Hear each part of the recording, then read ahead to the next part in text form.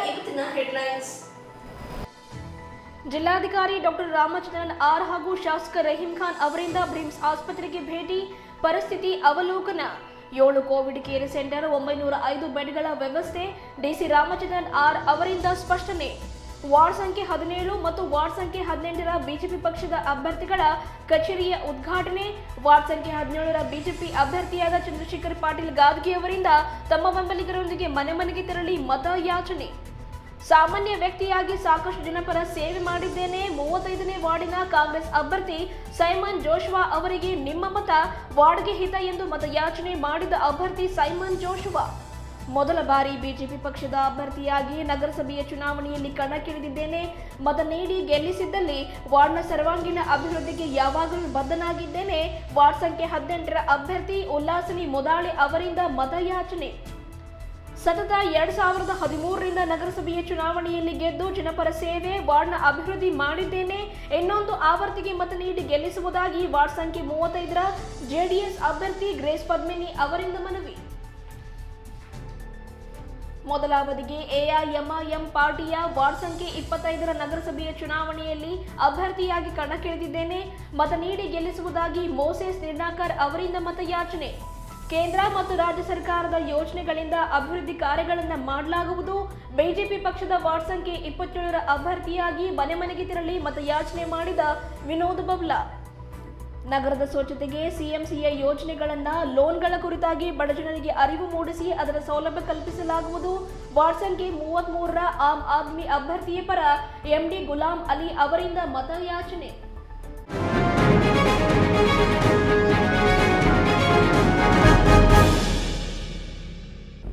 BRIMS ಆಸ್ಪತ್ರೆಗೆ DC Ramachandran R ಅವರೊಂದಿಗೆ ಶಾಸಕ ರಹೀಂ ಖಾನ್ ಅವರು ಭೇಟಿ ನೀಡಿ ಪರಿಸ್ಥಿತಿ ಅವಲೋಕನ ಮಾಡಿದರು.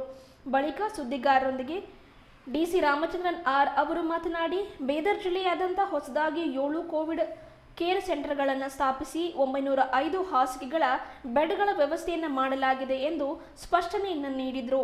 ಸೋಂಕಿತರ ರೋಗಿಗಳ ಪೈಕಿ ರೋಗಲಕ್ಷಣರಹಿತ ವರ್ಗಕ್ಕೆ ಸೇರಿದ ರೋಗಿಗಳಿಗೆ ಆರೋಗ್ಯ ಇಲಾಖೆಯ ಎಸ್ಒಪಿ ಪ್ರಕಾರ ಕೋವಿಡ್ ಕೇರ್ ಸೆಂಟರ್ನಲ್ಲಿ ಲಕ್ಷಣರಹಿತ ರೋಗಿಗಳಿಗೆ ಚಿಕಿತ್ಸೆಯನ್ನು ನೀಡಲಾಗುತ್ತಿದೆ. ಬೀದರ್ ಜಿಲ್ಲೆಯಲ್ಲಿ ಹೆಚ್ಚಿನ ಪ್ರಕರಣಗಳು ಕಂಡುಬರುತ್ತಿರುವುದರಿಂದ ಸಾರ್ವಜನಿಕ ಆರೋಗ್ಯದ ಹಿತದೃಷ್ಟಿಯಿಂದಾಗಿ ಸಾಂಕ್ರಾಮಿಕ ರೋಗಗಳ ಕಾಯ್ದೆ 1897ರ ಅಡಿಯಲ್ಲಿ ಅಧಿಕಾರವನ್ನು ಚಲಾಯಿಸಿ ಒಟ್ಟು 7 ಕೋವಿಡ್ ಕೇರ್ ಸೆಂಟರ್ಗಳನ್ನು ಕಾರ್ಯನಿರ್ವಹಿಸಲು ಆದೇಶಿಸಲಾಗಿದೆ ಎಂದು ತಿಳಿಸಿದರು. ಬೀದರ್ ಜಿಲ್ಲೆಯಾದ್ಯಂತ ಕೋವಿಡ್-19 ಪ್ರಕರಣಗಳು ದಿನದಿಂದ ದಿನಕ್ಕೆ ಹೆಚ್ಚಾಗುತ್ತಿದ್ದು, ಕೋವಿಡ್-19 ಪ್ರಕರಣಗಳನ್ನು ತಡೆಗಟ್ಟಲೆಂದು 3 ರೀತಿಯ ವೈದ್ಯಕೀಯ ವ್ಯವಸ್ಥೆಗಳನ್ನು ರೂಪಿಸಲಾಗಿದೆ ಎಂದು ಜಿಲ್ಲಾಧಿಕಾರಿಗಳು ತಿಳಿಸಿದರು.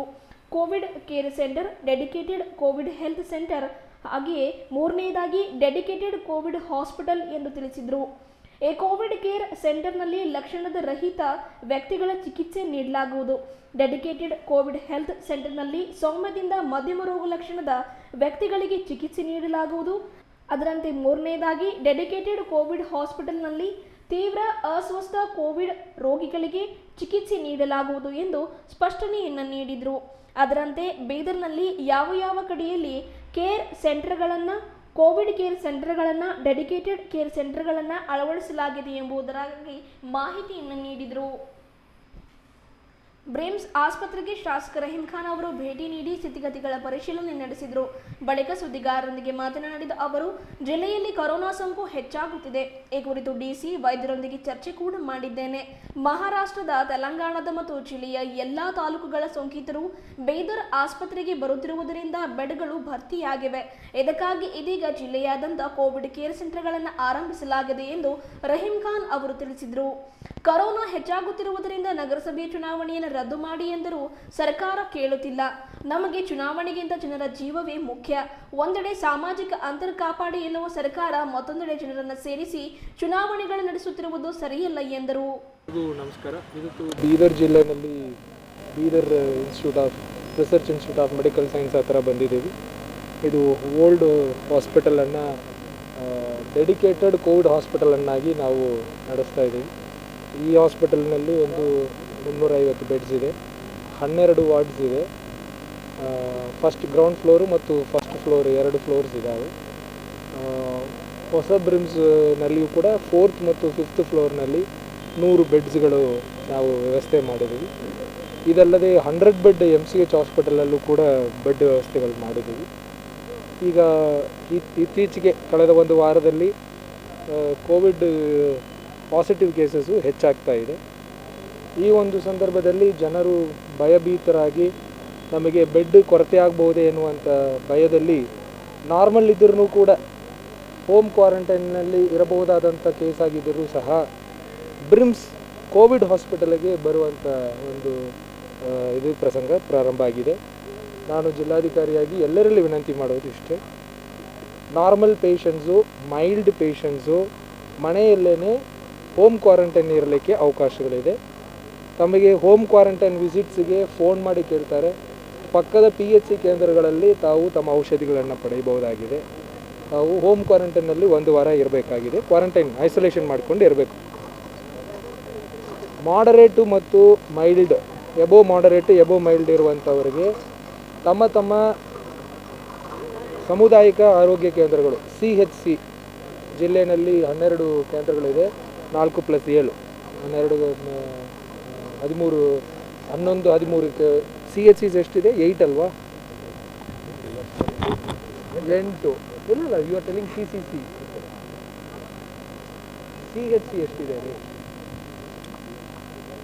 CHCs 7 plus taluk hospitals 4, total 11 ಸಾಮುದಾಯಿಕ ಆರೋಗ್ಯ ಕೇಂದ್ರಗಳು ಮತ್ತು 4 ತಾಲೂಕು ಹಾಸ್ಪಿಟಲ್ಗಳಲ್ಲಿ ಬೆಡ್ಗಳ ವ್ಯವಸ್ಥೆ ಇದೆ. ಈಗ ಹೇಗೆ ಡೆಡಿಕೇಟೆಡ್ ಕೋವಿಡ್ ಹಾಸ್ಪಿಟಲ್, ಇದು ಬಹಳ ತೀವ್ರ ಕಾಯಿಲೆ ಕೋವಿಡ್ ಬಂದಿದ್ದಾಗ ತೀವ್ರವಾದಂಥ ಒಂದು ಪರಿಸ್ಥಿತಿ ಬಂದಾಗಷ್ಟೇ ಇಲ್ಲಿ ಅಡ್ಮಿಷನ್ಸ್ ಮಾಡಬೇಕಾಗ್ತದೆ. ಮೈಲ್ಡು ಮತ್ತು ಪ್ರೀ ಸಿಂಪ್ಟಮ್ಯಾಟಿಕ್ಕು, ಸಿಂಪ್ಟಮ್ಯಾಟಿಕ್ ಪಾಸಿಟಿವ್ ಇದ್ದರೆ ಮನೆಯಲ್ಲೇ ಇರಬೇಕಾಗ್ತದೆ. ಆದರೆ ಬೆಡ್ ಕೊರತೆ ಇದೆ, ಆಮ್ಲಜನಕ ಬೇಕು, ಇಲ್ಲಿ ಆಮ್ಲಜನಕದ ಕೊರತೆ ಇದೆ, ರೆಮ್ಡೆಸಿವಿರ್ ಕೊರತೆ ಇದೆ ಅಂತ ಹೇಳಿ ಭಯಭೀತರಾಗಿ ಜನರು ಇದೇ ಬ್ರಿಮ್ಸ್ ಹಾಸ್ಪಿಟಲ್ಗೆ ಬರಬೇಕಂತ ಹೇಳಿ ಬರ್ತಾ ಇದ್ದಾರೆ. ನಾನು ಈ ವಿಷಯವನ್ನು ಎಲ್ಲರಲ್ಲಿ ತಿಳಿಸಿ, ಈಗ ಔರಾದ್ ಹಾಸ್ಪಿಟಲ್ನಲ್ಲಿ 48 ಬೆಡ್ಸ್ ಇದ್ದರೂ ಸಹ 2 ಅಲ್ಲಿ ಅಡ್ಮಿಟ್ ಆಗಿದ್ದಾರೆ. ಇಲ್ಲಿ ಬೆಡ್ ಕೊರತೆ ಇದೆಯಂತ ಮನಸ್ಸಿನಲ್ಲಿ ಆತಂಕ ಇದೆ. ಆದರೆ ಔರಾದ್ ತಾಲೂಕಿನಲ್ಲಿ ಇರುವಂಥ ಎಲ್ಲರೂ ಇಲ್ಲಿನೇ ನೇರವಾಗಿ ಬರ್ತಾ ಇದ್ದಾರೆ. ಸೊ ಇವತ್ತಿನ ಒಂದು ಈ ಸಂದೇಶ ಎಲ್ಲರಲ್ಲಿ ತಿಳಿಸ್ಲಿಕ್ಕೆ ಇಷ್ಟಪಡೋದು ಇಷ್ಟೇ, ಜನರಲ್ ಹಾಸ್ಪಿಟಲ್ ಪ್ರತಿ ತಾಲೂಕಿನಲ್ಲಿಯೂ ಕೂಡ ಕನಿಷ್ಠ 50 ಬೆಡ್ಸ್ ಖಾಲಿ ಇದ್ದಾವೆ. ನಾವು ದಯವಿಟ್ಟು ತೀವ್ರ ಗತಿಯಲ್ಲಿ ಕಾಯಿಲೆ ತೀವ್ರವಾದಂಥ ಸಂದರ್ಭದಲ್ಲಿ ಆ ಆಸ್ಪತ್ರೆಗೆ ಹೋಗಬೇಕು. ಇಲ್ಲದೇ ಇದ್ದಲ್ಲಿ ಪ್ರತಿ ತಾಲೂಕಿನಲ್ಲೂ ಕೂಡ ಕೋವಿಡ್ ಕೇರ್ ಸೆಂಟರ್ ಅಂತ ಮೈಲ್ಡು ಮಾಡ್ರೇಟು ಫೀವರ್ ಅಂತ ಗುಣಗಳು ಅಷ್ಟೇ ಇರ್ತಕ್ಕಂಥವ್ರು ಮಾಡ್ರೇಟ್ ಇರುವಂಥವರಿಗೆ ಮಾಡಿದ್ದೀವಿ. ಬೀದರ್ನಲ್ಲಿ ಈಗ ಟೋಟಲ್ CCC ಸೆಂಟರ್ಸು ಎಷ್ಟು ಮಾಡಿದ್ದೀವಿ ಟೋಟಲ್, ಈಗ ಜೀರಾ ಕನ್ವೆನ್ಷನ್ ಹಾಲ್ ಇರ್ಬೋದು, ಬಸ್ ಸ್ಟ್ಯಾಂಡ್ ಎದುರುಗಡೆ ಇರೋದು, ಶಾಹೀನ್ ಕಾಲೇಜು 2 ಕಡೆ PU college, Kittur Rani Chennamma college, ಹುಮ್ನಾಬಾದ್ನಲ್ಲಿ ರಾಜರಾಜೇಶ್ವರಿ ಮೆಡಿಕಲ್ ಕಾಲೇಜ್ ಹಾಸ್ಟೆಲ್ಲು, ಇಲ್ಲೇನೇ DTC training centre, nursing college hostels, ಈ ಥರ ಸುಮಾರು ಬೆಡ್ ವ್ಯವಸ್ಥೆಗಳು ಮಾಡಿದ್ದೀವಿ. ನಾರ್ಮಲ್ ಆಗಿ ಕಾಯಿಲೆ ಇರುವಂಥ ಗುಣಗಳು ಇರತಕ್ಕಂಥವರು, ಮೈಲ್ಡ್ ಸಿಂಪ್ಟಮ್ಯಾಟಿಕ್ ಇರ್ತಕ್ಕಂಥವ್ರು ಅಲ್ಲಿ ಬೆಡ್ ವ್ಯವಸ್ಥೆ ತೊಗೊಂಡು ಅಲ್ಲಿ ಇರ್ಬೋದು, ಮನೆಯಲ್ಲೇ ಇರ್ಬೋದು. ಆದರೂ ನಮ್ಮ ಮನೆ ಬಹಳ ಚಿಕ್ಕ ಮನೆ ಇದೆ, ಅಲ್ಲಿ ನಾವಿದ್ದರೆ ನಮ್ಮ ಮನೆಯಲ್ಲಿರೋರಿಗೆಲ್ಲರಿಗೂ ಹರಡಬಹುದಾದಂಥ ಭಯ ಇದೆ ಅಂದರೆ ಇಲ್ಲಿನೂ ಬಂದು ತಾವು ಚಿಕಿತ್ಸೆಯನ್ನು ಪಡಲಿಕ್ಕೆ ವ್ಯವಸ್ಥೆ ಮಾಡಿದ್ದೀವಿ. ಬೀದರ್ನಲ್ಲಿರುವ ಬ್ರಿಮ್ಸ್ ಹಾಸ್ಪಿಟಲ್ಗೆ ಬರಬೇಕಾಗಿರೋರಿಗೆ ಬಹಳ ಉಸಿರಾಟದ ತೊಂದರೆ ಇರತಕ್ಕಂಥವರು, ತೀವ್ರದ ಕಾಯಿಲೆ ಇರತಕ್ಕಂಥವ್ರಿಗೆ ಮಾತ್ರ ಇಲ್ಲಿ ಅಡ್ಮಿಷನ್ಸ್ ಇದೆ. ಈ ವಿಷಯವನ್ನು ತಾವೆಲ್ಲರೂ ಕೂಡ ಎಲ್ಲ ನೋಡುಗರಿಗೆ ಕೇಳುಗರಿಗೆ ಇದನ್ನು ತಿಳಿಸುವಂತೆ ನಾನು ಮನವಿ ಮಾಡ್ಕೊಳ್ತೇನೆ. सभी को इसके बारे में पता है. मैं ऑलरेडी कंटिन्यू 1 मंथ से DC सर से 2-3 बार मीटिंग हुआ है और सभी DHO सभी ऑफिसर से 2-4 बार मीटिंग हुआ है और 2 बार मैं विज़िट किया हूँ. फिर ये तीसरी बार विज़िट कर रहा हूँ आज, क्योंकि कुछ पेशेंट्स बहुत ही सीरियस है और डेली 5 से 10 पेशेंट डेथ हो रहा है. उसका रीज़न ये है कि इधर महाराष्ट्र से भी लोग आ रहे हैं और इधर आंध्रा हैदराबाद से भी लोग आ रहे हैं और ये डिस्ट्रिक्ट हेडक्वार्टर रहने से लोग सभी तालुके के इधर ही आके इसी हॉस्पिटल में एडमिट होना बोल के ट्राई कर रहे हैं. यहाँ पे बेड कैपेसिटी जो है वो पूरा फुल हो गया है. हम उसके लिए अलग अलग हॉस्पिटल बनाए हैं. ओल्ड सिटी हॉस्पिटल है और दूसरा हॉस्पिटल अभी शाहीन स्कूल भी ले रहे हैं. तो मगर पेशेंट्स उधर जाने के लिए रेडी नहीं है. पेशेंट्स के माइंड में ये है कि बड़े हॉस्पिटल में रहे तो ऑक्सीजन मिलेगा, इंजेक्शन मिलेगा, वेंटिलेटर मिलेगा बोल के उनको डर है कि सभी का दबाव ये है कि इधर ही यहाँ पे आने के लिए यहीं पे एडमिट करो बोल के पेशेंट का दबाव है। और दूसरा दबाव है, एक बार पेशेंट एडमिट होने के बाद वो वापस जा रहा नहीं, 8 दिन 10 दिन 15 दिन इधर ही रुक रहा है। वो ये चाह रहा है कि मैं घर को गया तो फिर मुझे और कुछ हो जाएगा, जब तक कंप्लीट अच्छा ना हो जाऊँगा डिस्चार्ज भी नहीं हो रहा पेशेंट्स। तो सीरियस पेशेंट्स को समस्या है। इसके लिए ऑलरेडी सरकार से भी बात चल रही है। सरकार को भी मैं रिक्वेस्ट करता हूँ, सरकार भी इसमें सीरियस एक्शन लेना चाहिए। सीरियस स्पेशली बिदर में सरकार को लेके सीरियसनेस थोड़ा सा कम है। और इतने माहौल बिदर में इतना टेंशन में सरकार म्यूनसिपाल्टी चुनाव रखी है, उसको कैंसिल करो बल्कि हम बोले तो भी वो म्यूनसिपाल्टी इलेक्शन इम्पोर्टेंट नहीं है। लोगों की जान से बढ़ के म्यूनसिपाल्टी इलेक्शन इम्पोर्टेंट नहीं है, लेकिन ये सरकार समझ नहीं पा रही। इलेक्शन रखी है, उस इलेक्शन से भी ज़्यादा लोगों में कोरोना हो रहा है, क्योंकि पूरे लोग कैनवेसिंग में लगे हुए हैं। सरकार इधर डिस्टेंस मेंटेन करो बोल रही है, इलेक्शन में कैंपेनिंग में हज़ारों लोग हैं। ये क्या सिस्टम है समझ में नहीं। उधर कैंपेनिंग को रोक रही नहीं, फंक्शंस में हज़ारों लोगों को छूट दे रही है और इधर डिस्टेंस मेंटेन करो बोल रही है। ये सिस्टम थोड़ा गलत है मैं समझता हूँ। तो आज मैं डीसी सर से भी मीटिंग किया हूँ, पूरे सभी ऑफिसर आए थे, डीसी सर है, आपके एडीसी है, एसी है, सर DHO है, सभी डॉक्टर्स हैं, उनसे मीटिंग किया हूँ। और सभी लोगों को डरने की कोई बात नहीं है, आप ज़रा सिस्टम फॉलो करना ज़रूरी है। यहाँ पे जो कोरोना जो है वो तो टेस्ट करने वाले लोगों का है, बट मैं समझता हूँ हज़ारों लोग ऐसा ही फिर रहे, उसमें कितने लोगों को कराना है पता नहीं, वो लोग टेस्ट नहीं करा रहे। यहाँ पे 500 1000 लोग जो भी बता रहे हैं वो खुद आके टेस्ट कराए, 100 लोग हैं, विथआउट टेस्टिंग के हज़ारों लोग फिर रहे हैं। तो आप भी फिरने से वो जो कमज़ोर लोगों को जल्दी अटैक हो सकता है। तो मेरी ये रिक्वेस्ट है सभी लोगों से कि आप धैर्य रखिए, हम आपके साथ हैं। आपको पता है सरकार से भी हमारी फुल फाइट चल रही है। ऑक्सीजन की थोड़ी सी किल्लत हो रही है, मेडिसिन की किल्लत हो रही है, इंजेक्शन की किल्लत हो रही है। ये सरकार का काम है इमीडिएट अवेलेबल कराना, बोल रही है, मगर उतना जितना होना चाहिए उतना नहीं हो रहा। तो इसलिए मैं आपके वहाँ पे पेशेंट्स पूरे इंजेक्शन नहीं है, ऑक्सीजन नहीं है, तो आपके माध्यम के जरिए सरकार तक ये मैसेज जाना चाहिए।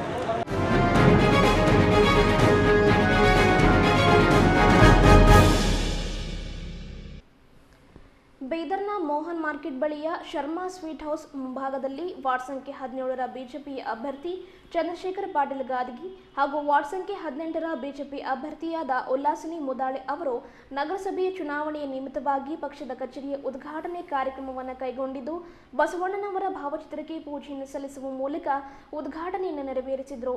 ಈ ಸಂದರ್ಭದಲ್ಲಿ KSIAC ಅಧ್ಯಕ್ಷರಾದ ಡಾಕ್ಟರ್ ಶೈಲೇಂದ್ರ ಬಲ್ದಾಳೆ, ಬೀದರ್ ನಗರಾಭಿವೃದ್ಧಿ ಪ್ರಾಧಿಕಾರದ ಅಧ್ಯಕ್ಷರಾದ ಬಾಬುವಾಲಿ ಸೇರಿದಂತೆ ಅಭ್ಯರ್ಥಿ ಪರ ಬೆಂಬಲಿಗರು ಪಾಲ್ಗೊಂಡಿದ್ದರು। ಬಳಿಕ ವಾರ್ಡ್ ಸಂಖ್ಯೆ 17ರ ಬಿಜೆಪಿ ಅಭ್ಯರ್ಥಿಯಾದ ಚಂದ್ರಶೇಖರ್ ಪಾಟೀಲ್ ಗಾದಗಿ ಅವರು ತಮ್ಮ ಬೆಂಬಲಿಗರೊಂದಿಗೆ ವಾರ್ಡ್ ಸಂಖ್ಯೆ 17ರ ಜ್ಯೋತಿ ಕಾಲೋನಿಗೆ ಭೇಟಿಯನ್ನು ನೀಡಿ ಮನೆ ಮನೆಗೆ ತೆರಳಿ ಮತ ಬಾಂಧವರಿಗೆ ಕರಪತ್ರಗಳನ್ನು ವಿತರಿಸುವ ಮೂಲಕ ಮತಯಾಚನೆಯನ್ನು ಮಾಡಿದರು। ಈ ಕುರಿತು ಅಭ್ಯರ್ಥಿ ಚಂದ್ರಶೇಖರ್ ಪಾಟೀಲ್ ಗಾದಗಿ ಅವರು ಮಾತನಾಡಿ, ಈ ಹಿಂದಿನ ಅವಧಿಯಲ್ಲಿ ಸಿಸಿ ರಸ್ತೆ ಕಾಮಗಾರಿ ಮಾಡಿಸಿದ್ದೆ, UGD ವರ್ಗಾಗಿ ರಸ್ತೆಯನ್ನು ಕೆದರಿ ಹಾಳು ಮಾಡಿದ್ದಾರೆ, ಮಾಡಿದ ಕೆಲಸವನ್ನೇ ಪದೇ ಪದೇ ಮಾಡುವ ಸಂದರ್ಭ ಒದಗುತ್ತಿದೆ। ವಾರ್ಡ್ ಅಂದಾಕ್ಷಣ ಅಲ್ಲಿ ರಸ್ತೆ ಕಾಮಗಾರಿ, ಬೀದಿ ದೀಪ ಅಳವಡಿಸುವುದು, ಕುಡಿಯುವ ನೀರು ಸೌಲಭ್ಯ ಒದಗಿಸುವುದು ಸೇರಿದಂತೆ ವಾರ್ಡ್ನ ಸರ್ವಾಂಗೀಣ ಅಭಿವೃದ್ಧಿ ಜವಾಬ್ದಾರಿನ ನಾನು ಹೊತ್ತುತ್ತೇನೆ। ಮುಖ್ಯವಾಗಿ ವಾರ್ಡ್ನಲ್ಲಿ ಹಚ್ಚ ಹಸಿರ ವಾತಾವರಣ ಹೊಂದಿರುವ ಉದ್ಯಾನವನದ ಸೌಲಭ್ಯ ಒದಗಿಸಲಾಗುವುದು ಎಂದು ಭರವಸೆಯನ್ನು ವ್ಯಕ್ತಪಡಿಸಿದರು। ಅದರಂತೆ ನಗರಾಭಿವೃದ್ಧಿ ಪ್ರಾಧಿಕಾರದ ಅಧ್ಯಕ್ಷರಾದ ಬಾಬುವಾಲಿ ಅವರು ಮಾತನಾಡಿ, ಚಂದ್ರಶೇಖರ್ ಪಾಟೀಲ್ ಅವರು 6 ಬಾರಿ ನಗರಸಭೆ ಸದಸ್ಯರಾಗಿ 1 ಬಾರಿ ನಗರಸಭೆ ಅಧ್ಯಕ್ಷರಾಗಿ ಅಭೂತಪೂರ್ವ ಕೆಲಸಗಳನ್ನು ಮಾಡಿಕೊಟ್ಟಿದ್ದಾರೆ। ಈಗ ಮತ್ತೆ ವಾರ್ಡ್ ಸಂಖ್ಯೆ 17ರ ಬಿಜೆಪಿ ಅಭ್ಯರ್ಥಿಯಾಗಿ ಕಣಕ್ಕಿಳಿದಿದ್ದಾರೆ. ಹಾಗಾಗಿ ಇವತ್ತು ಪ್ರಚಾರಕ್ಕೆ ಅವರೊಂದಿಗೆ ಸಾಥ್ ನೀಡಿದ್ದೇವೆ. ಈ ಬಾರಿ ನಗರಸಭೆ ಚುನಾವಣೆಯಲ್ಲಿ ಅಬ್ ಕಿ ಬಾರ್ 21 ಬಾರ್ ಎಂಬ ಸ್ಲೋಗನ್ನೊಂದಿಗೆ ಸ್ವಚ್ಛ ಸುಂದರ ನಗರ ಮಾಡುವುದೇ ಪಕ್ಷದ ಮುಖ್ಯ ಉದ್ದೇಶವಾಗಿದೆ. ಹಾಗಾಗಿ ಹಿಂದಿನ ಮತಗಳ ಅಂತರಕ್ಕಿಂತಲೂ ಈ ಬಾರಿ ಹೆಚ್ಚಿನ ಮತಗಳ ಅಂತರದಿಂದ ಚಂದ್ರಶೇಖರ್ ಪಾಟೀಲ್ ಗಾದ್ಗೆ ಅವರನ್ನ ಮತ ನೀಡಿ ಗೆಲ್ಲಿಸುವುದಾಗಿ ಮನವಿಯನ್ನು ಮಾಡಿದರು. ಅದರಂತೆ ಇದೇ ವೇಳೆ ಪ್ರಮುಖರಾದ ಶಾಕುಂತಲಾ ಬೆಲ್ದಾಳೆ ಅವರು ಮಾತನಾಡಿ ಚಂದ್ರಶೇಖರ್ ಪಾಟೀಲ್ ಅವರ ಪರವಾಗಿ ಮತ ನೀಡಿ ಗೆಲ್ಲಿಸುವುದಾಗಿ ಮನವಿಯನ್ನು ಮಾಡಿದರು. ಈ ಸಂದರ್ಭದಲ್ಲಿ ಚಂದ್ರಶೇಖರ್ ಪಾಟೀಲ್ ಗಾದ್ಗೆ ಅವರ ಬೆಂಬಲಿಗರು, ಹಿತೈಷಿಗಳು, ಮಹಿಳೆಯರು, ಮಕ್ಕಳು ಪಾಲ್ಗೊಂಡಿದ್ದರು.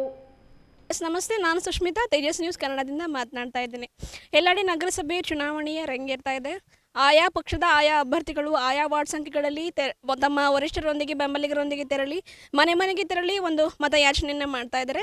ಇವತ್ತು ದಿನಾಂಕ 21/4/2021 ಒಂದು ಬಿಜೆಪಿಯ ವಾರ್ಡ್ ಸಂಖ್ಯೆ 17ರ ಅಭ್ಯರ್ಥಿ ಚಂದ್ರಶೇಖರ್ ಅವರು ತಮ್ಮ ಬೆಂಬಲಿಗರೊಂದಿಗೆ ಒಂದು ಮೋಹನ್ ಮಾರ್ಕೆಟ್ನಲ್ಲಿ ಒಂದು ಪಕ್ಷದ ಕಚೇರಿನ ಉದ್ಘಾಟನೆ ಮಾಡಿ ಇದೀಗಷ್ಟೇ ಜ್ಯೋತಿ ಕಾಲೋನಿಯಲ್ಲಿ ಒಂದು ತಮ್ಮ ಮತಯಾಚನೆಯನ್ನು ಮಾಡ್ತಾ ಇದ್ದಾರೆ. ಸೊ ಇದ್ರ ಬಗ್ಗೆ ಏನು ಹೇಳ್ತಾರೆ ಅಂತ ಅವ್ರನ್ನ ಕೇಳಿ ತಿಳ್ಕೊಳ್ಳೋಣ. ಸೊ ನಮಸ್ತೆ. ಹೇಳಿ. ಬೆಂಬಲಿಗರೊಂದಿಗೆ ಎಲ್ಲ ನೀವು ಮತಯಾಚನೆ ಮಾಡ್ತಾ ಇದ್ದೀರಿ. ಸೊ ನಿಮ್ಮ ಮುಂಬರುವ ದಿನಗಳಲ್ಲಿ ಏನು ನಿಮ್ಮ ಯೋಚನೆಗಳಿವೆ, ಏನು ಅಭಿವೃದ್ಧಿ ಕಾರ್ಯಗಳನ್ನು ನೀವು ಮಾಡ್ತೀರಿ, ಯಾವ ರೀತಿ ಅಂದರೆ ಜನರು ನಿಮಗೆ ಮತ ನೀಡಬೇಕಂದ್ರೆ ನಿಮ್ಮಿಂದ ಏನು ನಿರೀಕ್ಷೆ, ಅವ್ರ ನಿರೀಕ್ಷೆ ನೀವು ಯಾವ ರೀತಿ ಪೂರೈಕೆ ಮಾಡ್ತೀರಿ? ಈ ನಗರಸಭೆಯಲ್ಲಿ ಬರೋದೇ ಒಂದು 2-3 ಇದು ಒಂದು ಡ್ರೈನು ಮತ್ತು ಒಂದು ರೋಡು ಮತ್ತು ಈಗೀಗ ಪಾರ್ಕ್ಗಳು ಎಲ್ಲ ಕಡೆ ಮತ್ತು ಲೈಟಿನ ಸಮಸ್ಯೆ ಇರುತ್ತೆ. ಒಂದು 5-6 ಪ್ರಾಬ್ಲಮ್ ಇರುತ್ತೆ. ಇಲ್ಲಿ ಬೀದರ್ನಾಗ ಇರೋದು ಎಲ್ಲನೇ ಆಗಿತ್ತು. ಆದರೆ ವಾಟರ್ ಬೋರ್ಡದವ್ರು ಏನು ಮಾಡ್ತಾರೆ, ಇದು ನಾನೇ ಮಾಡಿದ್ದೆ ರೋಡ್ ಇದು. ಹಿಂಗೆ ಮಾಡಿ ನೀವು ಹೋಗ್ತಿದ್ದ ತಕ್ಷಣ ಇವು ಕೆದ್ರೆ ಹಾಕ್ಬಿಡ್ತಾರೆ, ಸೆಂಟ್ರದಾಗ ಕೆರೆ ಹಾಕ್ಬಿಡ್ತಾರೆ. UGD ಅವರು ಸೆಂಟ್ರಲ್ಲಿ ಕೆರೆ ಹಾಕ್ಬಿಡ್ತಾರೆ. ಮತ್ತು ಈಗ ಮಾಡಿ 2 ವರ್ಷ ಆಗಿಲ್ಲ ರೋಡು. ಹಾಗಾಗಿ ಇದೇ ಥರ ಮಾಡಿದ ಕೆಲಸನೇ ಮಾಡ್ಕೋಬೇಕಲ್ತ ನಾವು ಪ್ರತಿ ಸಲ ಗೆದ್ದು ಬಂದಾಗ. ಹಾಗಾಗಿ ನಮ್ಮದು ಮುಂದಿನ ಏನಂತಂದರೆ ಮತ್ತದೇ ರೋಡು, ಮತ್ತದೇ ಡ್ರೈನು, ಮತ್ತದೇ ಪಾರ್ಕ್, ಕುಡಿಯೋ ನೀರಿನ ಸಮಸ್ಯೆ. ಈಗ ಸದ್ಯ ಅಂತೂ ಕುಡಿಯೋ ನೀರಿನ ಸಮಸ್ಯೆ ಇಲ್ಲ, ಎಲ್ಲಕ್ಕೆ 24/7 ಆಗ್ಯದ. ಹಾಗಾಗಿ ಯಾವ ಸಮಸ್ಯೆ ಇಲ್ಲ. ಇದು ಜ್ಯೋತಿ ಕಾಲೋನಿ.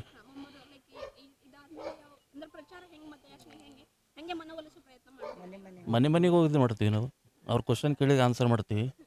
ಕೆಲಸ ಮಾಡಿದ್ದೀವಿ, ಅದಕ್ಕೆ ಕೇಳ್ತಾರೆ. ಮತ್ತು ಇಂಥ ಪಕ್ಷದ ವಾರ್ಡ್ ನಂಬರ್ 17ರಿಂದ 6 ಸಲ ನಗರಸಭೆ ಸದಸ್ಯರಾಗಿ, 1 ಸಲ ನಗರಸಭೆ ಅಧ್ಯಕ್ಷರಾಗಿ, 1 ಸಲ ನಗರಸಭೆ ಉಪಾಧ್ಯಕ್ಷರಾಗಿ, 2 ಸಲ ಉಪಾಧ್ಯಕ್ಷರಾಗಿ, ಅಧ್ಯಕ್ಷರಾಗಿ ಅಭೂತಪೂರ್ವವಾದ ಕಾರ್ಯಗಳನ್ನು ಮಾಡಿದಂಥ ಚಂದ್ರಶೇಖರ್ ಪಾಟೀಲ್ ಗಾದ್ಗೆ ಅವರ ಚುನಾವಣಾ ಪ್ರಚಾರದಲ್ಲಿ ಭಾಗಿಯಾಗಿ ಇವತ್ತಿನ ಈ ಸಲದ ಚುನಾವಣೆ ಸ್ವಚ್ಛ, ಸುಂದರ ಮತ್ತು ಸಮೃದ್ಧ ಭರಿತ ನಗರಕ್ಕಾಗಿ ಭಾರತೀಯ ಜನತಾ ಪಕ್ಷಕ್ಕೆ ಮತ ನೀಡಬೇಕು. ಬೀದರ್ ನಗರಸಭೆಯಲ್ಲಿ ಭಾರತೀಯ ಜನತಾ ಪಕ್ಷದ ಪತಾಕೆಯನ್ನು ಹಾರಿಸಬೇಕು. ಈ ಚುನಾವಣೆ ಘೋಷವಾಕ್ಯ ಏನಿದೆ ಅಂದರೆ ಅಬ್ ಕಿ ಬಾರ್ 21 ಬಾರ್. ಆ ಘೋಷಣೆಯೊಂದಿಗೆ ಚುನಾವಣೆ ಎದುರಿಸ್ತಾ ಇದ್ದೀವಿ. ಹಾಗಾಗಿ ಚಂದ್ರಶೇಖರ್ ಪಾಟೀಲ್ ಅವರ ಹಿಂದಿನ ಅಂತರಕ್ಕಿಂತಲೂ ಈ ಸಲದ ಅಂತರ ಜಾಸ್ತಿ ಅಂತರ ಗೆಲ್ತಾರೆ ಅಂತಕ್ಕಂಥ ವಿಶ್ವಾಸ ಇವತ್ತಿನ ಈ ಮತಯಾಚನೆಯಿಂದ ಲಭ್ಯವಾಗಿದೆ. ಇದರಲ್ಲಿ ಯಾವುದೂ ಸಂಶಯ ಇಲ್ಲ. ಈ ಬಾರಿಯ BJP ಅಬ್ ಕಿ ಬಾರ್ 21 ಬಾರ್. ನಗರಸಭೆ ಚುನಾವಣೆ ಪ್ರಯುಕ್ತವಾಗಿ ಮನೆ ಮನೆಗೆ ಮತಯಾಚನೆಯನ್ನು ನಾವು ಕೇಳ್ತಾ ಇದ್ದೀವಿ. ಚಂದ್ರಶೇಖರ್ ಗಾದ್ಗೆಯವರು ಪಾಟೀಲ್ ಅವರು ಸುಮಾರು 6 ಸಲ ಚುನಾವಣೆಯಲ್ಲಿ ಗೆದ್ದು ಪ್ರಚಂಡ ಬಹುಮತದಿಂದ ಗೆದ್ದಿದ್ದಾರೆ. ಮತ್ತು ಈ ಸಲನೂ ಪ್ರಚಂಡ ಬಹುಮತದಿಂದ ಗೆಲ್ಲುತ್ತಾರೆ ಅಂತ ತಿಳ್ಕೊಂಡು ನಮಗೆ ವಿಶ್ವಾಸ ಅಲ್ಲದೆ ಜನರಿಗೆ ವಿಶ್ವಾಸ ಇದೆ. ಯಾಕೆಂದರೆ ನಾವು ಮಾಡುವ ಕೆಲಸ ತಾತ್ಪರ್ಯವನ್ನೆಲ್ಲ ಜನರು ನೋಡಿದ್ದಾರೆ. ಆಮೇಲೆ ವಿಶೇಷವಾಗಿ ನಮ್ಮ ಸರ್ಕಾರ ಇದೆ. ಸರ್ಕಾರ ಇಲ್ಲದಾಗಲೂ ಸಹಿತ ಆಡಳಿತ ಮಾಡೀವಿ. ಈಗಂತೂ ನಮ್ಮ ಸರ್ಕಾರ ಇದೆ. ಕೇಂದ್ರ ಸರ್ಕಾರ, ರಾಜ್ಯ ಸರ್ಕಾರ 2 ಕಡೆ ಸಹಿತ ನಮ್ಮ ಸರ್ಕಾರ ಇದೆ. ಸನ್ಮಾನ್ಯ BS ಯಡಿಯೂರಪ್ಪನವರು ಮುಖ್ಯಮಂತ್ರಿಯವರು ಅದಕ್ಕೆ ಹೇಳ್ತಾರೆ, ಬಸವಣ್ಣನ ಮಹಾಮನೆಯಲ್ಲಿ ಬೇಡವರೆಲ್ಲ ಕೊಡುವರುಂಟು ಅಂತ ಹೇಳ್ತಾರೆ. ಹಾಗೆಯೇ ಈ ನಮ್ಮ ಭಾರತೀಯ ಜನತಾ ಪಕ್ಷದ ಯಡಿಯೂರಪ್ಪನವರ ದರ್ಬಾರದಲ್ಲಿ ನಾವು ಕೇಳೋರಿದ್ದೇವೆ, ಅವರು ಕೊಡೋರು ಸಿದ್ಧರಾಗಿದ್ದಾರೆ. ಮುಂದಿನ ದಿನದಲ್ಲಿ ಜನರು ಏನು ಅಪೇಕ್ಷೆ ಪಡ್ತಾರೋ ಅದಕ್ಕಿಂತಲೂ ಹೆಚ್ಚಿಗೆ ಅವನ್ನ ಕೆಲಸ ಮಾಡಿ ಪ್ರಚಂಡ ಬಹುಮತದಿಂದ ಗೆಲ್ಲುತ್ತಾರಂತ ತಿಳ್ಕೊಂಡು ನನಗೆ ವಿಶ್ವಾಸ ಇದೆ. ನಮ್ಮ ಸಹೋದರಿಗೆ ಹೆಚ್ಚಿನ ಸಂಖ್ಯೆಯಲ್ಲಿ ಮಹಿಳೆಯರ ಮತಯಾಚನೆ ಹೆಚ್ಚಿದೆ. ಆದರೆ ವಿಶೇಷವಾಗಿ ಇದು ಒಂದೇ ಬಿಸಿಲದ, ಕರೋನಾ ಅದ ಅಂತ ತಿಳ್ಕೊಂಡು ದಯಮಾಡಿ ಯಾರು ಹಿಂದೇಟು ಹಾಕಬಾರ್ದು. ಸೋಷಿಯಲ್ ಡಿಸ್ಟೆನ್ಸನ್ನು ಮೇಂಟೈನ್ ಮಾಡಿಕೊಂಡು ತಾವು ದಯಮಾಡಿ ವೋಟರ್ಸಿಗೆ ನಾನು ಕೈ ಮುಗಿದು ಕೇಳ್ಕೊತೀನಿ, ತಾವು ಓಟನ್ನು ಮನೆ ಬಿಟ್ಟು ಬಂದು ಓಟ್ ಮಾಡಬೇಕಂತ ತಿಳ್ಕೊಂಡು ನಾನು ಅವರೆಲ್ಲ ಸಹೋದರಿಯರಲ್ಲಿ, ವಿಶೇಷವಾಗಿ ಸಹೋದರಿಯರಲ್ಲಿ ನಾನು ಕೇಳಿಕೊಳ್ಳುತ್ತೇನೆ. ನಮ್ಮ ಸಹೋದರ ಪ್ರಚಂಡ ಬಹುಮತದಿಂದ ಗೆಲ್ಲುತ್ತಾರೆ ಅಂತ ತಿಳ್ಕೊಂಡು ನನಗೆ ವಿಶ್ವಾಸವಿದೆ.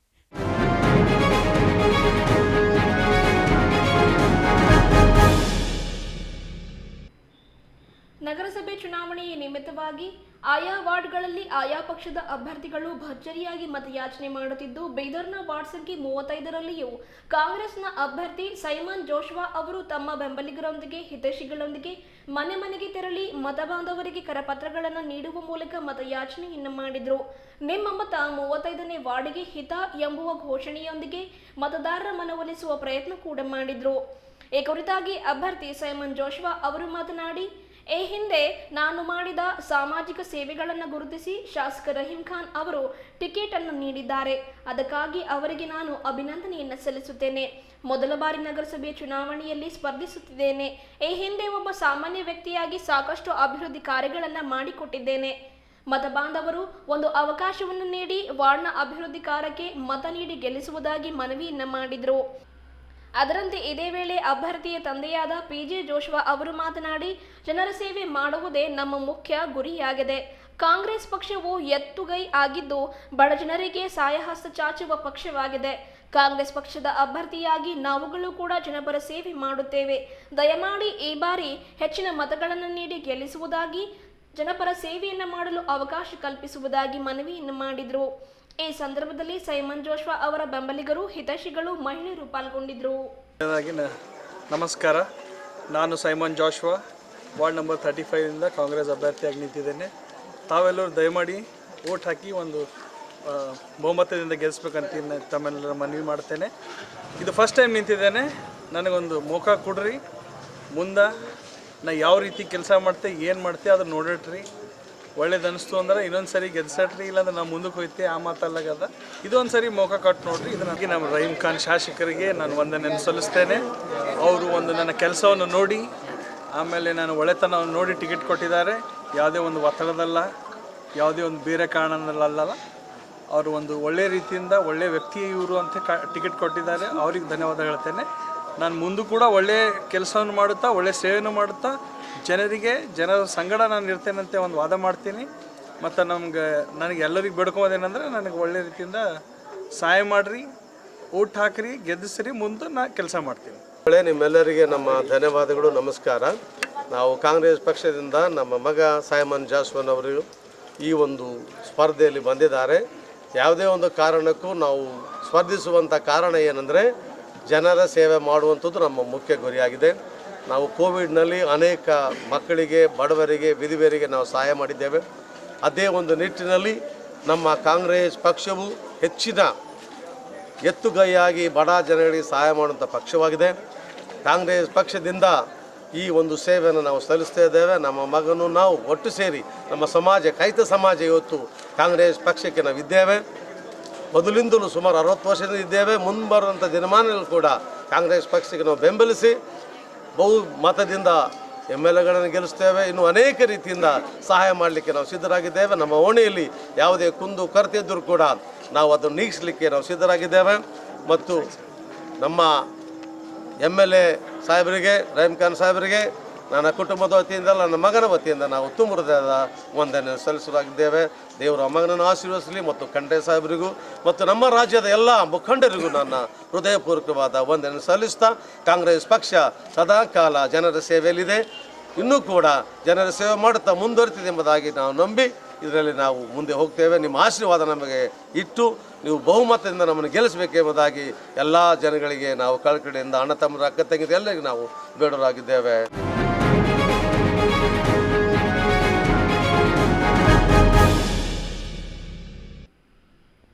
ವಾರ್ಡ್ ವಾರ್ಡ್ ಸಂಖ್ಯೆ 18ರ ಬಿಜೆಪಿ ಪಕ್ಷದ ಅಭ್ಯರ್ಥಿಯಾದ ಉಲ್ಲಾಸಿನಿ ಮುದಾಳೆ ಅವರು ನಗರಸಭೆಯ ಚುನಾವಣೆಯ ನಿಮಿತ್ತವಾಗಿ ಮೊದಲ ಬಾರಿ ಸ್ಪರ್ಧಿಸುತ್ತಿದ್ದು, ತಮ್ಮ ಬೆಂಬಲಿಗರೊಂದಿಗೆ ಮೋಹನ್ ಮಾರ್ಕೆಟ್ನಲ್ಲಿ ಪಕ್ಷದ ಕಚೇರಿಯ ಉದ್ಘಾಟನೆಯ ಬಳಿಕ ಪ್ರಚಾರಕ್ಕೆ ಚಾಲನೆಯನ್ನು ನೀಡಿದರು. ಅಭ್ಯರ್ಥಿಯಾದ ಉಲ್ಲಾಸಿನಿ ಮುದಾಳೆ ಅವರು ಮನೆ ಮನೆಗೆ ತೆರಳಿ ಮತ ಬಾಂಧವರಿಗೆ ಕರಪತ್ರವನ್ನು ವಿತರಿಸುವ ಮೂಲಕ ವಾರ್ಡ್ನಲ್ಲಿ ಅಭಿವೃದ್ಧಿ ಕಾರ್ಯಗಳನ್ನು ಮಾಡುವುದಾಗಿ, ಪ್ರತಿಯೊಬ್ಬರ ಸಮಸ್ಯೆಗಳನ್ನು ಬಗೆಹರಿಸುವ ಪ್ರಯತ್ನ ಮಾಡುವುದಾಗಿ ಭರವಸೆ ವ್ಯಕ್ತಪಡಿಸುವ ಮೂಲಕ ಮತಯಾಚನೆಯನ್ನು ಮಾಡಿದರು. ಬಳಿಕ ಉಲ್ಲಾಸಿನಿ ಅವರು ಮಾತನಾಡಿ, ಭಾರತೀಯ ಜನತಾ ಪಕ್ಷದ ವಾರ್ಡ್ ಸಂಖ್ಯೆ 18ರ ಅಭ್ಯರ್ಥಿಯಾಗಿ ಆಯ್ಕೆ ಮಾಡಿ ಟಿಕೆಟ್ ನೀಡಿದ್ದಾರೆ. ಅದಕ್ಕಾಗಿ ನಾನು ಅವರಿಗೆ ಅಭಿನಂದನೆಯನ್ನು ಸಲ್ಲಿಸುತ್ತೇನೆ. ಡೋರ್ ಟು ಡೋರ್ ಹೋಗಿ ಮತಯಾಚನೆ ಮಾಡಲಾಗುತ್ತಿದೆ. ವಾರ್ಡ್ನ ಸಂಪೂರ್ಣ ಅಭಿವೃದ್ಧಿಗೆ ಶ್ರಮಿಸುವುದಾಗಿ ಅವರು ಬದ್ಧರಾಗಿದ್ದೇವೆ ಎಂದು ತಿಳಿಸಿದರು. ಅದರಂತೆ ಚಿಕ್ಕ ಪುಟ್ಟ ಸಮಸ್ಯೆಗಳಿದ್ದರೂ ಕೂಡ ಬಗೆಹರಿಸುವ ಪ್ರಯತ್ನ ಕೂಡ ಮಾಡಲಾಗುವುದು. ಹಾಗಾಗಿ ಮತ ಬಾಂಧವರು ಹೆಚ್ಚಿನ ಮತವನ್ನು ನೀಡಿ ಸೇವೆ ಮಾಡಲು ಅವಕಾಶವನ್ನು ಕಲ್ಪಿಸುವುದಾಗಿ ಮನವಿಯನ್ನು ಮಾಡಿದರು. ಅದರಂತೆ ಇದೇ ವೇಳೆ ಶಾಕುಂತಲಾ ಬೆಲ್ದಾಳೆ ಅವರು ಮಾತನಾಡಿ, ಅಭ್ಯರ್ಥಿಯಾದ ಉಲ್ಲಾಸಿನಿ ಮುದಾಳೆ ಅವರ ಪರವಾಗಿ ಮತ ನೀಡಿ ಗೆಲ್ಲಿಸುವುದಾಗಿ ಮನವಿಯನ್ನು ಮಾಡಿದರು. ಈ ಸಂದರ್ಭದಲ್ಲಿ ಉಲ್ಲಾಸಿನಿ ಮುದಾಳೆ ಅವರ ಹಿತೈಷಿಗಳು, ಬೆಂಬಲಿಗರು ಉಪಸ್ಥಿತರಿದ್ದರು. ಭಾರತೀಯ ಜನತಾ ಪಾರ್ಟಿಯಿಂದ ನನಗೆ ಆಯ್ಕೆ ಮಾಡಿದ್ದಾರೆ. Ward number 18. ನಾವು ಡೋರ್ ಟು ಡೋರ್ ಹೋಗ್ಬಿಟ್ಟು ವಿಸಿಟ್ ಕೊಡ್ತಾ ಇದ್ದೀವಿ.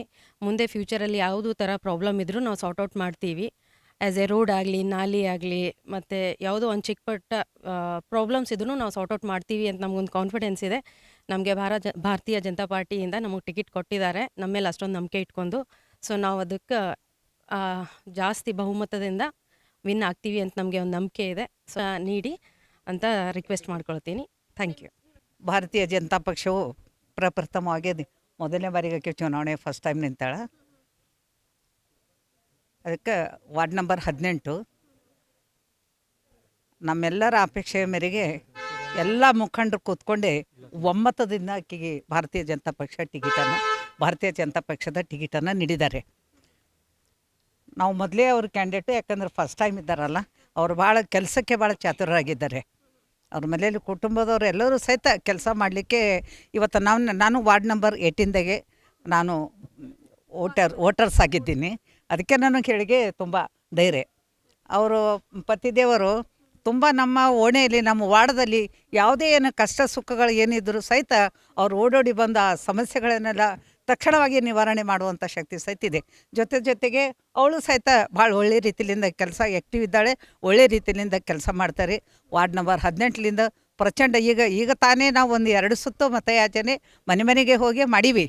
ಆದರೆ ಇಲ್ಲ ನಮ್ಮ ಎಲ್ಲ ವರಿಷ್ಠರೆಲ್ಲರೂ ಮುಖಂಡರು ಬಂದಿದ್ದಾರೆ. ಆ ಬಂದಿದ್ದು 17ನೇ ವಾರ್ಡ್ ನಂಬರ್ ಮುಖಂಡರು ಬಂದಿದ್ದಾರೆ. ಸನ್ಮಾನ್ಯ ಭಾರತೀಯ ಜನತಾ ಪಕ್ಷದ ನಮ್ಮ ಅಧ್ಯಕ್ಷರು ಬಂದರೆ, ಬುಡ ಅಧ್ಯಕ್ಷರಿದ್ದಾರೆ, ಸುಮಾರು ಎಲ್ಲರೂ ಇದ್ದಾರೆ. ಅದಕ್ಕೆ ನಾವು ಇವರೆಲ್ಲರ ಜೊತೆಗೆ ನಾವು ಇವತ್ತು ಮತಯಾಚನೆ ಮಾಡ್ತಾ ಇದ್ದೀವಿ. ನಮ್ಮ ವಾರ್ಡ್ ನಂಬರ್ ಸಹಿತ 18 ಇದೆ.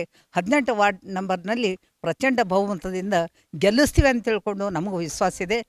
ನೀವು ಸಹಿತ ಹೆಚ್ಚಿನ ಪ್ರಚಾರದಲ್ಲಿ ಭಾರತೀಯ ಜನತಾ ಪಕ್ಷದಲ್ಲಿ 20 ಸೀಟ್ಗಳು ಬರ್ತಾವಂತ ತಿಳ್ಕೊಂಡು ನಿಮ್ಮದು ಭಾಳ ಪ್ರಮುಖವಾದ ಕೆಲಸ ಇದೆ. ಯಾಕಂದ್ರೆ ಸರ್ಕಾರ ನಮ್ಮದು ಗೆಲ್ಲುತ್ತೀವಿ ಹೆಂಗೂ, ಅದಕ್ಕೆ ಮತ್ತೆ ಒಂದು ಸ್ವಲ್ಪ ಜಾಸ್ತಿ ಇದು ಮಾಡಿ 20ಕ್ಕಿಂತಲೂ ಹೆಚ್ಚು ಬರ್ತಾವೆ ಅಂತ ತಿಳ್ಕೊಂಡು ನನಗೆ ವಿಶ್ವಾಸ ಇದೆ. ಜೈ ಹಿಂದ್, ಜೈ ಭಾರತ್, ಜೈ.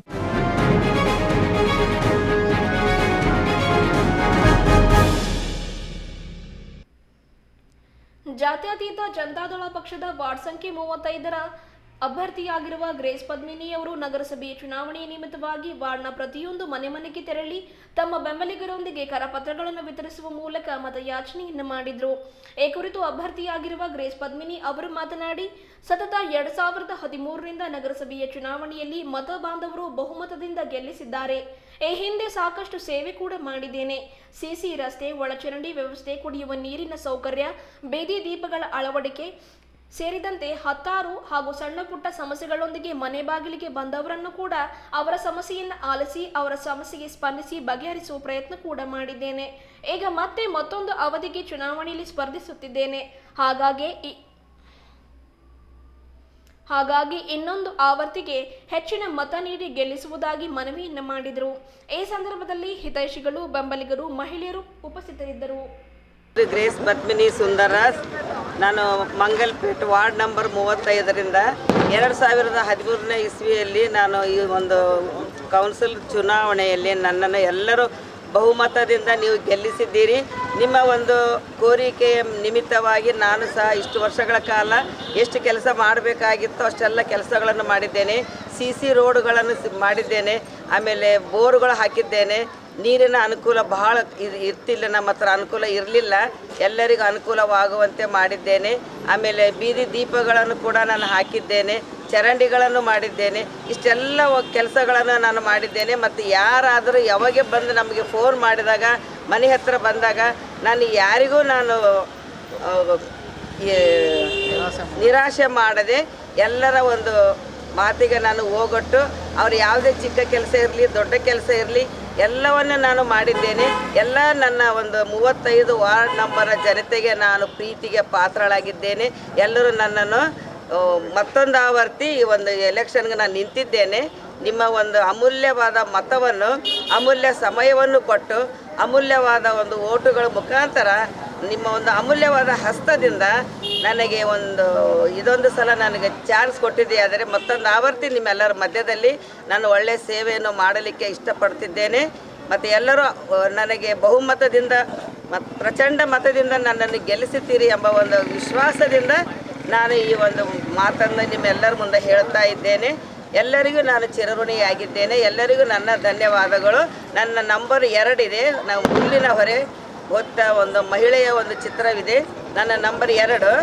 ಆಮೇಲೆ ತಾವೆಲ್ಲರೂ ನನಗೆ JDSಗೆ ನೀವು ಮತವನ್ನು ಕೊಟ್ಟು ನನ್ನನ್ನು ಪ್ರಚಂಡ ಮತದಿಂದ ಗೆಲ್ಲಿಸಿ ನನ್ನನ್ನು ಮತ್ತೊಂದು ಆವರ್ತಿ ನಿಮ್ಮ ಸೇವೆಗಾಗಿ ನನ್ನನ್ನು ಸಿದ್ಧಪಡಿಸಬೇಕಾಗಿ ತಮ್ಮೆಲ್ಲರಲ್ಲಿ ಕಳಕಳಿಯಿಂದ ಕೇಳಿಕೊಳ್ಳುತ್ತೇನೆ.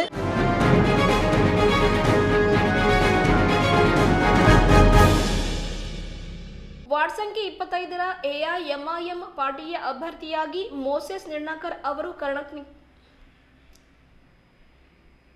ವಾರ್ಡ್ ಸಂಖ್ಯೆ 25ರ AIMIM ಪಾರ್ಟಿಯ ಅಭ್ಯರ್ಥಿಯಾಗಿ ಮೋಸೆಸ್ ನಿರ್ಣಾಕರ್ ಅವರು ಕಣಕ್ಕಿಳಿದಿದ್ದು ತಮ್ಮ ಬೆಂಬಲಿಗರೊಂದಿಗೆ ಹಿತೈಷಿಗಳೊಂದಿಗೆ ವಾರ್ಡ್ ಸಂಖ್ಯೆ 25ರ ಪ್ರತಿಯೊಂದು ಮನೆಗೆ ತೆರಳಿ ಮತ ಬಾಂಧವರಿಗೆ ಕರಪತ್ರಗಳನ್ನು ವಿತರಿಸುವ ಮೂಲಕ ಮತಯಾಚನೆಯನ್ನು ಮಾಡಿದರು.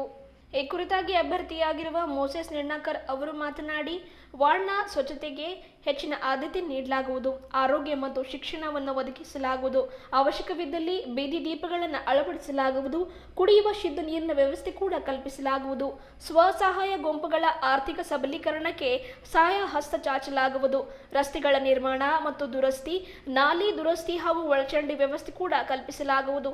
ಹಾಗಾಗಿ ಹೆಚ್ಚಿನ ಮತಗಳ ಅಂತರದಿಂದ ತಮ್ಮ ಅಮೂಲ್ಯವಾದ ಮತವನ್ನು ನೀಡಿ ಗೆಲ್ಲಿಸಿ ಜನರ ಸೇವೆಗೆ ಅವಕಾಶವನ್ನು ಕಲ್ಪಿಸುವುದಾಗಿ ಮನವಿಯನ್ನು ಮಾಡಿದರು. ಈ ಸಂದರ್ಭದಲ್ಲಿ AIMIM ಪಾರ್ಟಿಯ ಅಭ್ಯರ್ಥಿಯಾಗಿರುವ ಮೋಸೆಸ್ ನಿರ್ಣಾಕರ್ ಅವರ ಬೆಂಬಲಿಗರು ಹಿತೈಷಿಗಳು ಉಪಸ್ಥಿತರಿದ್ದರು.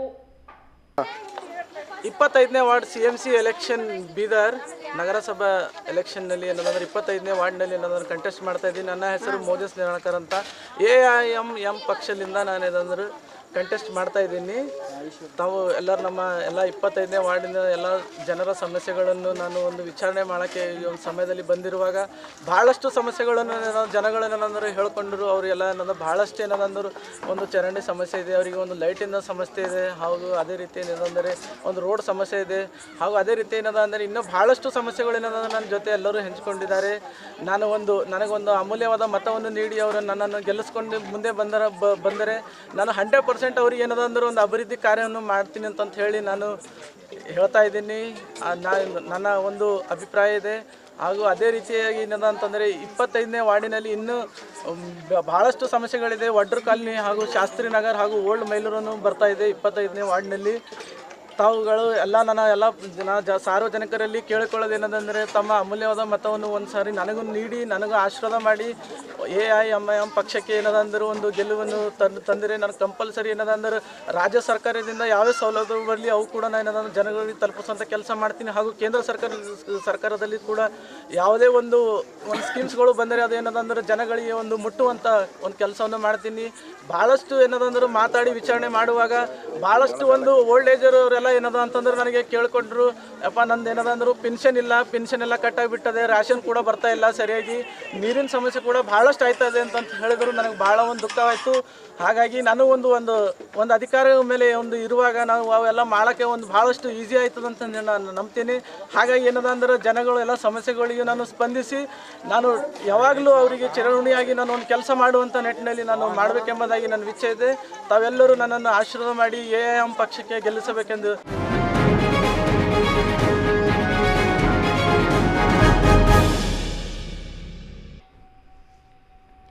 ಬೇದರ್ನ ವಾರ್ಡ್ ಸಂಖ್ಯೆ 27ರ ಬಿಜೆಪಿ ಅಭ್ಯರ್ಥಿಯಾದ ವಿನೋದ್ ಬಬಲಾ ಅವರು ನಗರಸಭೆಯ ಚುನಾವಣೆಯ ನಿಮಿತ್ತವಾಗಿ ಭರ್ಜರಿಯಾಗಿ ಕೋವಿಡ್ನ ಎಲ್ಲಾ ಮಾರ್ಗಸೂಚಿ ನಿಯಮಗಳನ್ನು ಪಾಲಿಸುವ ಮೂಲಕ ಪ್ರಚಾರವನ್ನು ಕೈಗೊಂಡರು.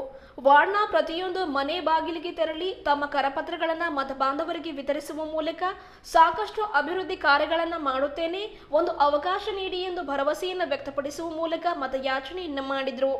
ಈ ಕುರಿತಾಗಿ ಅಭ್ಯರ್ಥಿಯಾಗಿರುವ ವಿನೋದ್ ಬಬಲಾ ಅವರು ಮಾತನಾಡಿ, ಭಾರತೀಯ ಜನತಾ ಪಕ್ಷದ ಅಭ್ಯರ್ಥಿಯಾಗಿ ಮೊದಲ ಬಾರಿ ಸ್ಪರ್ಧಿಸುತ್ತಿದ್ದೇನೆ.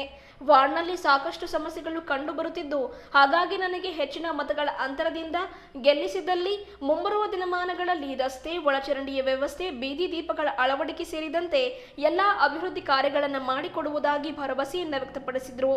ಅದರಂತೆ ಇದೇ ವೇಳೆ ಸುರೇಖಾ ಬಬಲಾ ಅವರು ಮಾತನಾಡಿ, ಅಭ್ಯರ್ಥಿಯಾದ ವಿನೋದ್ ಬಬಲಾ ಅವರ ಪರವಾಗಿ ಮತಯಾಚನೆಯನ್ನು ಮಾಡಿದರು.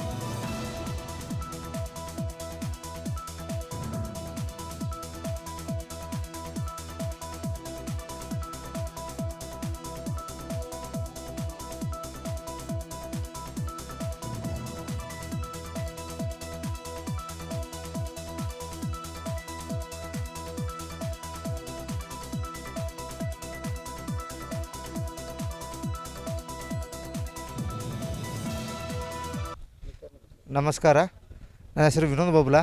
ವಾರ್ಡ್ ನಂಬರ್ 27ರಿಂದ ಭಾರತೀಯ ಜನತಾ ಪಕ್ಷ ಅಭ್ಯರ್ಥಿಯಾಗಿ ನಿಂತೀನಿ. ಇಲ್ಲಿ ವಾರ್ಡ್ ನಂಬರ್ 27ರಲ್ಲಿ ಭಾಳ ಸಮಸ್ಯೆ ಇದೆ. ಮೊದಲು ನಮ್ಮದು ಶಶಿ ಹೊಸಳಿಯವರು ಇದ್ದರು, ಭಾರತೀಯ ಜನತಾ ಪಕ್ಷದಿಂದ ಕೆಲಸ ಭಾಳಷ್ಟು ಮಾಡಿದ್ದಾರೆ. ಅದರ ನಂತರ ಅದು 28 ಥೋಡೆ ಬೂತ್ ನಮ್ಮದ್ರಲ್ಲಿ ಬಂದಿದೆ, 3 ಬೂತ್ ಬಂದವ. ಮೊದಲು ಸುನಿಲ್ ಒಂಟೆ ಅಂತಿದ್ದರು, ಅವ್ರು ಏನೇನು ಕೆಲಸ ಮಾಡಿಲ್ಲ. ಚರಂಡಿ ನೆಟ್ಟಿಕ್ಕಿಲ್ಲ, ರೋಡ್ ಇಲ್ಲ, ನಾಲಿ ಇಲ್ಲ, ನೀರಿನ ವ್ಯವಸ್ಥೆ ಇಲ್ಲ, ಟೂಪ್ಲೇಟ್ ಇಲ್ಲ, ಏನಿಲ್ಲ. ಅದಕ್ಕೆ ನಾವು ವಾರ್ಡ್ ನಂಬರ್ 27 ಜನತೆಗೆ ಒಂದೇ ಕೇಳೋದು, ವಿನಂತಿ ಮಾಡೋದು, ನಮ್ಮ ಭಾರತೀಯ ಜನತಾ ಪಕ್ಷಕ್ಕೆ ಓಟ್ ಹಾಕಿ ನಮ್ಗೆ ಗೆಲ್ಲಿಸ್ಕೊಂಬಂದರು. ರಾಜ್ಯ ಸರ್ಕಾರ ನಮ್ಮದು, ಸೆಂಟ್ರಲ್ ಸರ್ಕಾರ ನಮ್ಮದು. ಏನು ಬಜೆಟ್ ಇರ್ತದೆ ಅಷ್ಟು ಕೆಲಸ ನಾವು ಮಾಡೋದು. ನಮ್ಮ ಅಪ್ಪನ ಮನೆ ದುಡ್ಡು ತಂದು ಮಾಡೋದಿಲ್ಲ. ಸರ್ಕಾರ ಕೆಲಸ ನಿಷ್ಠಾವಂತಾಗಿ ಮಾಡ್ತೀನಿ. ಇಷ್ಟೇ ನಮ್ಮ ಏನು ಗೋರ್ಮೆಂಟ್ ಸವಲತ್ತದಲ್ಲ ಮೇಡಮ್ ಅವರೇ, ಪೂರ ಎಲ್ಲ ಮಾಡ್ತೀನಿ. ನಮ್ಮ ಅಪ್ಪವ್ರ ಮನೆ ತಂದು ಮಾಡೋದಿಲ್ಲ. ರಸ್ತೆ ಆಗಲಿ, ಚರಂಡಿ ಆಗಲಿ, ಲೈಟ್ ಆಗಲಿ, ನೀರಿನ ವ್ಯವಸ್ಥೆ ಆಗಲಿ ಎಲ್ಲ ಮಾಡಿಕೊಡೋದು ಮೇಡಮ್. 27 ವಾರ್ಡಿಂದ ನಮ್ಮ ಬ್ರದರ್ ಆದ ವಿನೋದ್ ಬಬಲಾ ಅವರು ಇಲ್ಲಿ ಪಕ್ಷದಿಂದ ಅಭ್ಯರ್ಥಿಯಾಗಿ ಓಟಿಗೆ ನಿಂತಿದ್ದಾರೆ. ಇಲ್ಲಿ ಜನರೆಲ್ಲ ಇವರು ಬಂದು ಕೇಳಿದರೆ ಚರಂಡಿ ವ್ಯವಸ್ಥೆ ಇಲ್ಲ, ರೋಡ್ ವ್ಯವಸ್ಥೆ ಇಲ್ಲ, ಹಾಗೂ ನೀರಿನ ವ್ಯವಸ್ಥೆ ಇಲ್ಲ. ಗಲ್ಲಿಯಲ್ಲಿ ಟ್ಯೂಬ್ಲೈಟ್ಸ್ ಇಲ್ಲ. ಎಲ್ಲ ಕಡೆಯಿಂದ ಕತ್ತಲು ಕಾಣ್ತೈತೆ, ಎಲ್ಲ ಲೈಟ್ ಹಾಕುವಂಥ ಸ್ವಲ್ಪ ನಮ್ಮ ಹತ್ರ ಕೇಳ್ಕೊಂಡಿದ್ದಾರೆ. ನಮ್ಮ ಅಣ್ಣ ಗೆದ್ದು ಬಂದ ನಂತರ ನಾವೆಲ್ಲ ಈ ವ್ಯವಸ್ಥೆಯನ್ನು ಪೂರ ಮಾಡ್ತೇವೆ.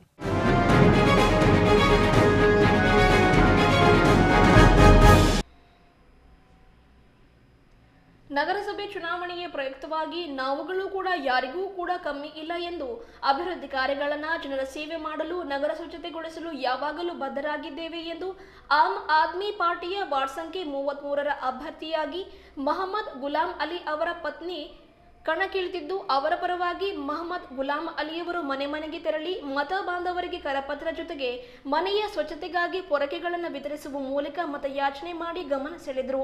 ಬಳಿಕ ಮೊಹಮ್ಮದ್ ಗುಲಾಂ ಅಲಿಯವರು ಮಾತನಾಡಿ, ವಾರ್ಡ್ಗಳಲ್ಲಿ ಸಿಸಿ ರಸ್ತೆ, ಒಳಚರಂಡಿ ವ್ಯವಸ್ಥೆ ಮಾಡುವುದು ಸರ್ವೇ ಸಾಮಾನ್ಯ.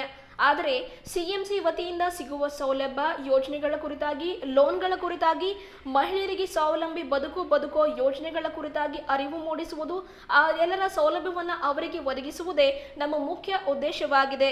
ಹಾಗಾಗಿ ಹೆಚ್ಚಿನ ಮತಗಳ ಅಂತರದಿಂದ ಗೆಲ್ಲಿಸುವುದಾಗಿ ಮನವಿಯನ್ನು ಮಾಡಿದರು.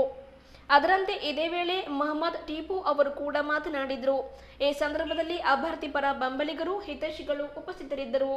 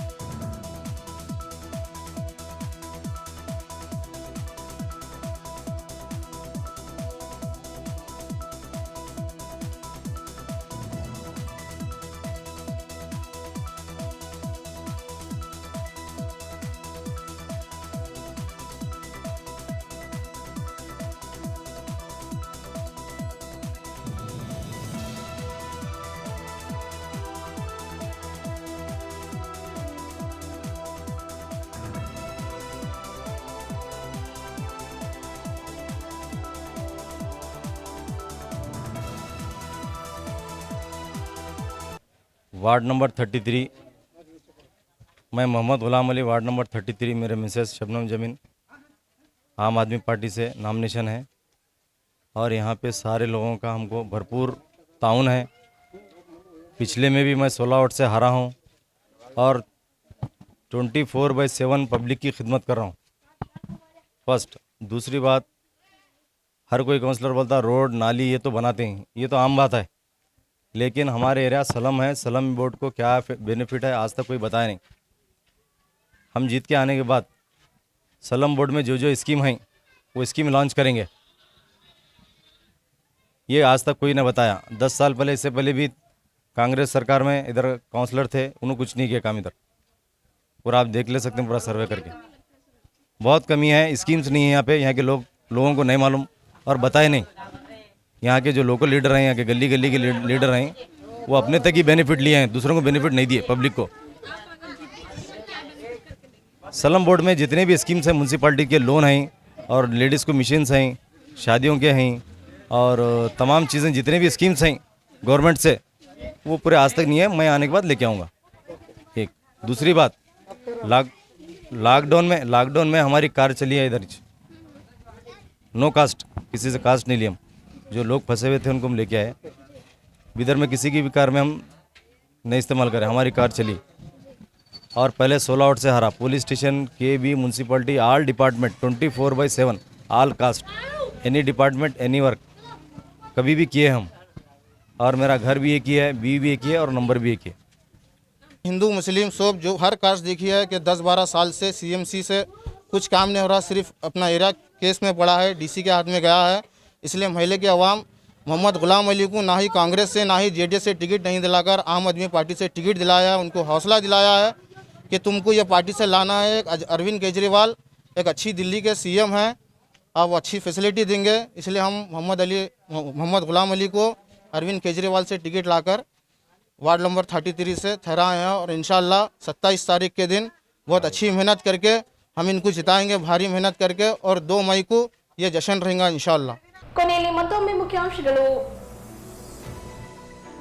ಜಿಲ್ಲಾಧಿಕಾರಿ ಡಾಕ್ಟರ್ ರಾಮಚಂದ್ರನ್ ಆರ್ ಹಾಗೂ ಶಾಸಕ ರಹೀಂ ಖಾನ್ ಅವರಿಂದ ಬ್ರಿಮ್ಸ್ ಆಸ್ಪತ್ರೆಗೆ ಭೇಟಿ, ಪರಿಸ್ಥಿತಿ ಅವಲೋಕನ.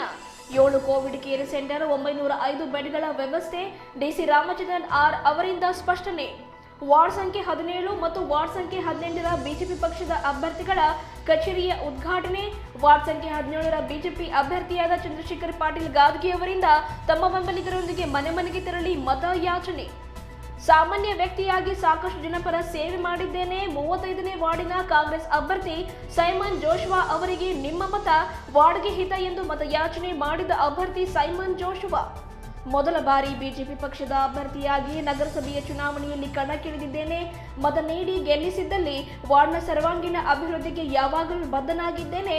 ವಾರ್ಡ್ ಸಂಖ್ಯೆ 18ರ ಅಭ್ಯರ್ಥಿ ಉಲ್ಲಾಸಿನಿ ಮೊದಾಳೆ ಅವರಿಂದ ಮತಯಾಚನೆ. ಸತತ 2013ರಿಂದ ನಗರಸಭೆಯ ಚುನಾವಣೆಯಲ್ಲಿ ಗೆದ್ದು ಜನಪರ ಸೇವೆ, ವಾರ್ಡ್ನ ಅಭಿವೃದ್ಧಿ ಮಾಡಿದ್ದೇನೆ. ಇನ್ನೊಂದು ಆವರ್ತಿಗೆ ಮತ ನೀಡಿ ಗೆಲ್ಲಿಸುವುದಾಗಿ ವಾರ್ಡ್ ಸಂಖ್ಯೆ 35ರ ಜೆಡಿಎಸ್ ಅಭ್ಯರ್ಥಿ ಗ್ರೇಸ್ ಪದ್ಮಿನಿ ಅವರಿಂದ ಮನವಿ. ಮೊದಲ ಅವಧಿಗೆ ಎಐಎಂಐಎಂ ಪಾರ್ಟಿಯ ವಾರ್ಡ್ ಸಂಖ್ಯೆ 25ರ ನಗರಸಭೆಯ ಚುನಾವಣೆಯಲ್ಲಿ ಅಭ್ಯರ್ಥಿಯಾಗಿ ಕಣಕ್ಕಿಳಿದಿದ್ದೇನೆ. ಮತ ನೀಡಿ ಗೆಲ್ಲಿಸುವುದಾಗಿ ಮೋಸೆಸ್ ನಿರ್ನಾಕರ್ ಅವರಿಂದ ಮತಯಾಚನೆ. ಕೇಂದ್ರ ಮತ್ತು ರಾಜ್ಯ ಸರ್ಕಾರದ ಯೋಜನೆಗಳಿಂದ ಅಭಿವೃದ್ಧಿ ಕಾರ್ಯಗಳನ್ನು ಮಾಡಲಾಗುವುದು. ಬಿಜೆಪಿ ಪಕ್ಷದ ವಾರ್ಡ್ ಸಂಖ್ಯೆ 27ರ ಅಭ್ಯರ್ಥಿಯಾಗಿ ಮನೆ ಮನೆಗೆ ತೆರಳಿ ಮತಯಾಚನೆ ಮಾಡಿದ ವಿನೋದ್ ಬಬ್ಲಾ. ನಗರದ ಸ್ವಚ್ಛತೆಗೆ ಸಿಎಂಸಿಯ ಯೋಜನೆಗಳನ್ನ ಲೋನ್ಗಳ ಕುರಿತಾಗಿ ಬಡಜನರಿಗೆ ಅರಿವು ಮೂಡಿಸಿ ಅದರ ಸೌಲಭ್ಯ ಕಲ್ಪಿಸಲಾಗುವುದು. ವಾರ್ಡ್ ಸಂಖ್ಯೆ 33ರ ಆಮ್ ಆದ್ಮಿ ಅಭ್ಯರ್ಥಿಯ ಪರ ಎಂಡಿ ಗುಲಾಂ ಅಲಿ ಅವರಿಂದ ಮತಯಾಚನೆ. ಇದುವರೆಗೂ ತೇಜಸ್ ನ್ಯೂಸ್ ಮೂಲಕ ಸುದ್ದಿಯನ್ನು ಹೇಳಿದ್ದು ನಾನು ಸುಷ್ಮಿತಾ. ಮತ್ತೆ ಮುಂದಿನ ಸುದ್ದಿಯೊಂದಿಗೆ ಭೇಟಿಯಾಗೋಣ. ವಂದನೆಗಳು.